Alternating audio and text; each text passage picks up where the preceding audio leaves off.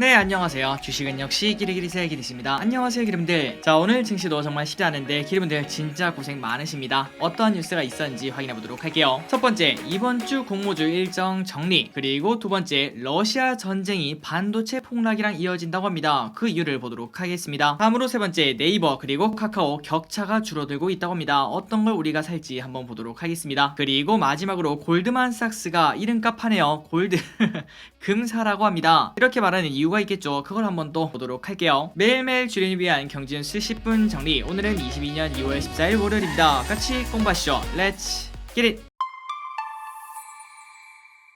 자, 들어가기 앞서 좋아요 눌러주시면 저 기릿이 열심히 공부하는데 매우 큰 힘이 됩니다. 정말 감사합니다. 자, 일단 먼저 말씀드릴 게 있습니다. 오늘은 바로 발렌타인데이. 그렇기 때문에 혹시 연인 있으시거나 아니면은 결혼을 하셨거나 혹은 가까운 친구들이 있다면은 꼭 잊지 말고 작은 선물이라도 하는 게 그게 진짜 투자가 아닐까 이러한 생각을 해봅니다. 그리고 특히 결혼하신 기리분들은 꼭 꼭 이러한 투자가 필요하다고 볼 수 있겠죠. 저 기릿도 공부 다 끝내고 이제 편의점이라도 한번 가서 히리 거를 찾아봐야 될 것 같습니다. 자, 그리고 플러스 오늘은 들어가기 전에 할 말이 조금 있네요. 자, 기리분들이 이미 벌써 읽으셨으리라 생각이 됩니다. 오늘 한 기리분이 이렇게 댓글을 달아주셨는데요. 그 내용은 바로 이렇게 적혀 있었습니다. 문자를 보내면은 정보를 보내주신다더니 정보는 안 보내주시고 전화를 하셔서 LG엔솔 몇 주 가지고 있느냐 이걸 왜 물어볼까요? 왜 안 팔았느냐, 주식 해봤느냐 이런 질문만 하더니 카톡으로 정보를 보내주겠다고 해서 기다리고 있는데 아직까지 정보가 안 왔다고 합니다. 저 대신에 아마도 다른 기분들이 답변을 당연히 해주실 수 있을 것 같습니다. 이게 뭘까요? 맞습니다. 사기고 그 다음에 사칭이겠죠. 자, 기분들이 아시다시피 일단 이런 문자, 이런 카카오톡 그런 식으로 이제 투자 권유를 하는 거는 99.99%가 사기라고 생각하시면 될 것 같습니다. 그렇게 잘하는데 우리한테 왜 알려줄까요? 당연히 그럴 이유가 없겠죠. 저 기릿은 아직까지 해본 적은 없지만 그래도 이것저것 딱 봤을 때 당연히 사기란 걸 알 수 있고, 그리고 한 일주일에 한 번 정도 그러한 사기에 당했다는 인증글이라고 될까요? 그런 댓글들도 틈틈이 달립니다. 그리고 그 댓글의 공통점은 가입비는 가입비대로 내고 그 다음에 주식은 또 주식대로 떨어지고 두 마리 토끼를 다 잃는다고 볼 수 있겠죠. 자, 그러니 기분들 저 기릿을 사칭하는 문자, 카카오톡 이런 걸 딱 봤을 때 거기에 만약에 어디 단톡방에 들어오세요, 종목을 뭐 추천드립니다 이런 말이 적혀있다.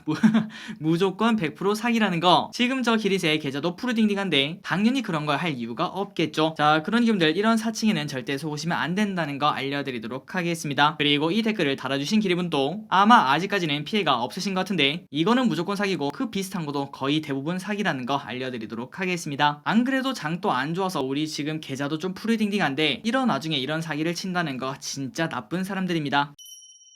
자, 서론이 조금 길었습니다. 오늘 내용은 정말 심플하게 빡빡빡 보고 끝내보도록 하겠습니다. 첫 번째, 공모주 일정을 발휘해보도록 할게요. 퓨런티어, 스톤브릿지, 풍월 정밀, 공모주 청약 빽빽. 이번 주 국내 증시는 카메라 관련 장비업체 퓨런티어 오늘부터 내일까지 청약을 진행하고 있죠. 그런데 그 와중에 조금 우픈 거는 유안타증권의 청약이 진행이 되지 않는다고 합니다. 아마도 사람들이 많이 몰려서 야, 어떻게 청약 단계에서 좀 터질 수 있을까 이러한 생각은 해보는데 괜시리 상장 당일은 괜찮을까 이러한 걱정도 되긴 하네요. 지금까지 안 되는지는 아직까지 정확히 모르겠지만 만약 오늘까지 안 된다면 당연히 내일은 되지 않을까 이러한 생각을 해봅니다. 조금만 더 기다려보시기 바래요. 그리고 벤처캐피탈, 스톤브릿지 벤처스, 유기발광 다이오드, 오일레디 메탈 마스크 제조업체, 풍원 정밀 등 공모주 청약 일정이 빽빽하다고 합니다. 자, 하나씩 깔끔하게 읽어보도록 할게요. 14일 금융투자업계 따르면 14, 15 월화 이틀에 걸쳐 퓨런티어가 청약을 진행한다고 합니다. 2019년에 설립된 퓨런티어는 자율주행차 센싱 카메라 조립과 검사 공정에 사용되는 장비를 개발 및 생산을 하고 있다고 합니다. 그리고 저기릿은 이거를 청약을 한다고 말씀드렸죠. 기름들도 참고하시면 될 것 같아요. 그리고 내일부터 이틀간은 더 빽빽합니다. 15, 16일 화수 양일간에는 스톤브릿지 벤처스, VC, 하나금융 21호 스펙이 청약을 진행합니다. 자, 오늘 저녁 영상에서 스톤브릿지 벤처스 그리고 VC 할지 말지 알려드릴 건데요. 일단 스톤브릿지 벤처스는 투자 회사라고 생각하시면 될 것 같고 주요 투자 기업으로는 크래프톤, 우아한 형제들이 있다고 합니다. 다음으로 VC는 토탈 골프 IT 기업을 표방하며 골프 거리 측정기, 스윙 분석기 등을 판매하고 있으며 한편 15일 내일이네요. 내일은 ETF 3종이 상장을 한다고 합니다. 그 중에 한 개는 바로 G2 전기차 자율주행 액티브 ETF.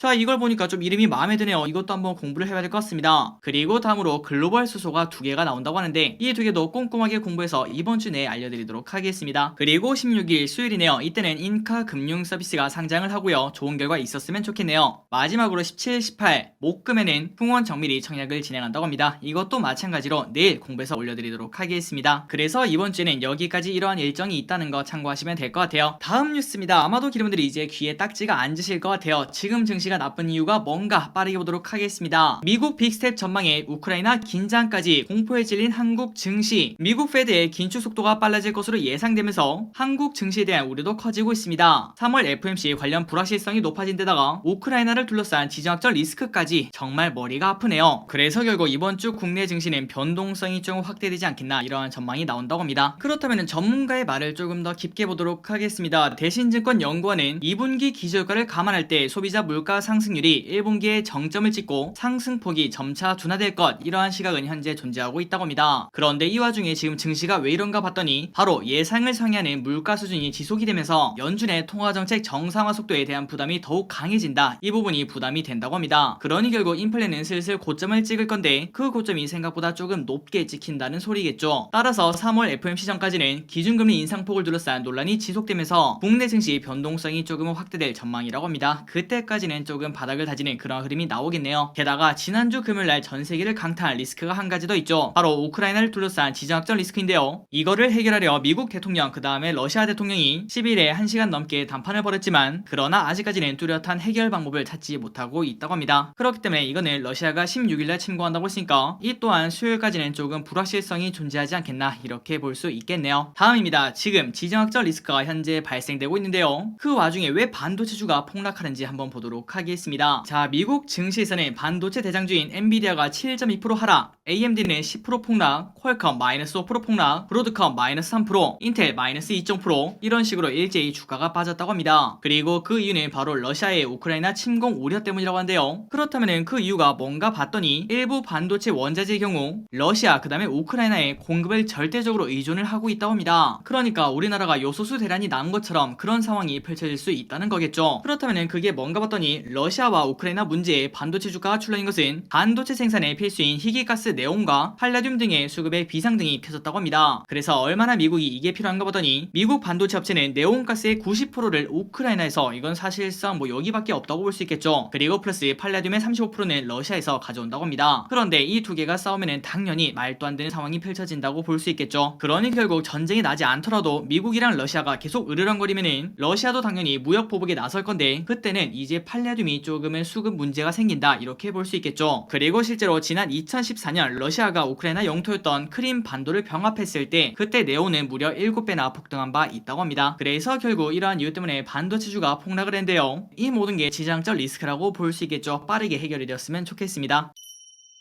다음 뉴스입니다. 막상막하된 네이버 그리고 카카오, 과연 지금 이 두 업체 중에서 더 잘하고 있는 게 어떤 기업인지 한번 보도록 하겠습니다. 국내 1위 인터넷 기업 네이버를 카카오가 턱밑까지 추격을 했습니다. 카카오톡 기반의 광고와 커머스 사업의 탄탄한 성장 속에 카카오페이, 카카오 모빌리티 등 신사업 외형이 본격적으로 확대되고 있다고 하는데요. 그러나 아직까지는 카카오와 네이버가 차이가 큰 부분도 분명 존재를 하고 있다고 합니다. 그 내용을 한번 확인해 보도록 하겠습니다. 자, 일단 네이버 작년 연매출은 6조 8천억, 영업이익은 1조 3천억입니다. 엄청나죠? 그리고 더 대단한 거는 카카오입니다. 매출을 거의 다 따라온 걸 확인할 수 있네요. 6조 1,300억. 그러나 아직까지는 영업이익은 살짝 부족합니다. 영업이익 5,900억. 이것도 대단하지만 네이버랑 비교했을 때 살짝은 떨어진다고 볼 수 있겠죠. 그래서 우리가 이걸 딱 봤을 때 야, 그래도 역시 네이버네 이렇게 말할 수 있겠지만, 그런데 눈여겨볼 점은 바로 지금의 가치가 아니라 성장세라고 볼 수 있습니다. 네이버 매출이 28% 증가하는 사이에 카카오는 무려 47%, 50%나 성장을 했기 때문이죠. 그렇기 때문에 만약에 이 성장세가 지속이 된다면은 결국은 카카오가 네이버를 따라잡는다고 생각을 해볼 수 있습니다. 그런데 우리가 방금 봤다시피 야, 근데 영업이익은 그래도 네이버가 2배드만, 하지만 이것도 마찬가지로 네이버 영업이익이 9% 증가하는 사이에 카카오는 무려 30%나 증가를 했다고 합니다. 그리고 그 이유는 카카오페이 그리고 카카오 모빌리티, 여기에 흑자 전환이 이끌었다고 하는데요. 그러다 보니까 여기도 마찬가지로 야, 결국은 카카오가 따라잡네 이러한 생각도 동시에 해볼 수 있을 것 같습니다. 그러나 아직까지 네이버랑 카카오랑 비교했을 때 네이버가 압도적인 성과를 자랑하는 게 있다고 하는데요. 그건 바로 캐시카우인 광고 그 다음에 커머스 부분입니다. 지난해 네이버 서치 플랫폼 그 다음에 커머스 부분 합산 매출은 4조 7천억이지만 카카오의 톡비즈, 플랫폼 비즈는 2조밖에 되지 않습니다. 그래서 이렇게 설명할 수 있다고 하네요. 네이버는 대형마트라고 볼 수 있고 그 다음에 카카오는 백화점이라고 볼 수 있다고 합니다. 그러나 그 반면 신성장 동력인 콘텐츠 부분에서는 반대로 카카오가 네이버를 앞선다고 하는데요. 카카오의 콘텐츠 부분 매출은 2조 8천억으로 네이버의 4배 이상으로 현재 나타나고 있다고 합니다. 그렇다면 이렇게 많이 차이난 이유가 뭔가 했더니 바로 카카오 게임즈 효과가 컸다고 하네요. 지난 6월에 출시한 오딘의 영향이 꽤나 컸다고 합니다. 또한 양사가 해외에서 격돌한 웹툰, 웹소설 사업에서도 카카오가 네이버를 제치고 있다고 합니다. 그리고 마지막으로 미래 먹거리로 떠오른 메타버스 사업은 네이버가 선점을 하고 있다고 하는데요. 이미 제페토는 2억 6천만 이상의 가입자를 보유하고 있으며 매출도 전년 대비 300%나 증가하는 등 엄청나게 성장을 하고 있다고 합니다. 그러나 카카오도 당연히 여기에 대해서 준비를 하고 있겠죠. 후발주자지만 자신만만한 모습을 현재 보여주고 있다고 합니다. 그리고 그 이유는 카카오 게임즈와 블록체인 자회사 크러스트, 그라운드 X 등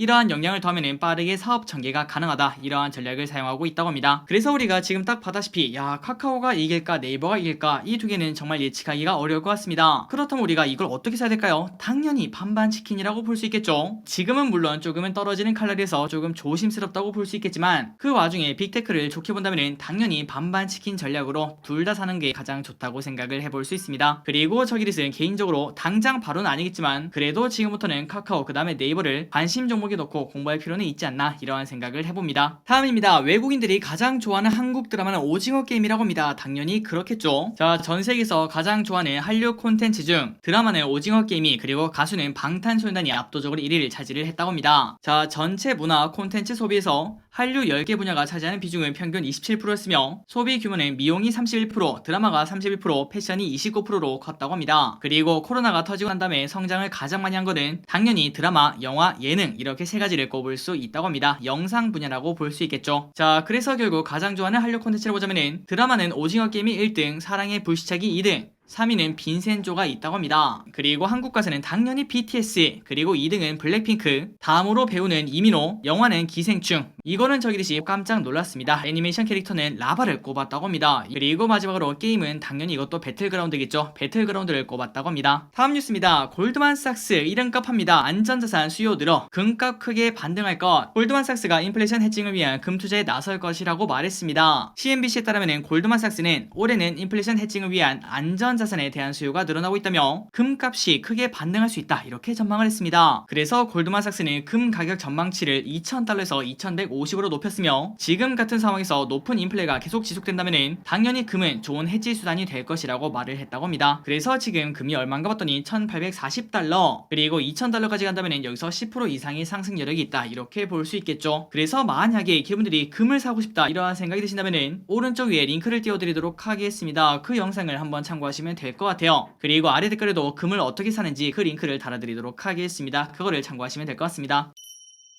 다음입니다. 게임주 순환시대가 지금 현재 펼쳐지고 있습니다. 10일에는 위메이드, 11일에는 크래프톤, 그리고 오늘은 컴투스가 급락을 하고 있다고 합니다. 그리고 그 이유는 모두가 똑같죠. 실적 쇼크라고 합니다. 메타버스 그리고 NFT 붐을 타고 주가가 크게 올랐던 게임주가 부진한 실적을 내놓으며 연달아 급락을 하고 있습니다. 그래서 벌써 3일 연속 게임주가 폭락을 하고 있는데요. 오늘의 안타까운 주인공은 바로 컴투스라고 합니다. 컴투스 4분기 영업이익은 111억 원으로 전년 동기 대비 57%나 감소했으며 신작으로 출시하려고 했던 MMORPG 서머너즈 워 크로니클도 원래는 3월이었는데 2분기 내 국내 그리고 3분기 글로벌 이렇게 연기가 되었다고 합니다. 그러다 보니까 안 그래도 실적도 안 좋은데 투자 심리가 나빠지고 있다고 합니다. 결국 컴투스 121선을 잘 버티다가 이렇게 떨어지는 걸 확인할 수 있네요. 이것도 마찬가지로 또 떨어지는 칼날이 됐다고 볼 수 있겠죠. 자, 이런 뉴스가 연달아 터지면서 게임주가 계속 안 좋은 상황을 나타내고 있습니다. 다음입니다. 오늘의 리포트 두 가지만 보고 끝내보도록 하겠습니다. 첫 번째, 삼성전자 2분기 실적 턴어라운드 후 본격 성장세 진입, 목표가 상승. 키움증권은 14일 삼성전자에 대해서 메모리 업황 개선에 힘입어 올해 2, 4분기 영업이익이 13조 4천억으로 턴어라운드 한 뒤 본격적인 실적 성장세에 진입할 전망이라고 말했습니다. 그래서 투자 의견은 당연히 매수고요. 목표 주가는 95,000원에서 10만원으로 상향 조정했다고 하는데요. 주가는 단기 락바텀에서 반등하며 바닥을 확인한 것으로 보인다며 경기 불확실성 확대에 따른 현재 주가 조정 시기를 비중 확대 기회로 판단하며 적극적인 비중 확대를 추천한다, 이렇게 말했다고 합니다. 그리고 이제부터는 공급 과잉에 시달리던 메모리 반도체 업황이 본격적인 개선세에 진입할 것으로 현재 전망을 한다고 합니다. 그래서 오늘 삼성전자 지금 현재 73,600원에서 거래가 되고 있습니다. 그런데 저기릿이 개인적으로 삼성전자에 관련된 자료를 정말 많이 찾아보는데 단 한 군데도 안 좋다고 하는 곳이 현재는 없는 것 같습니다. 그래서 저기릿은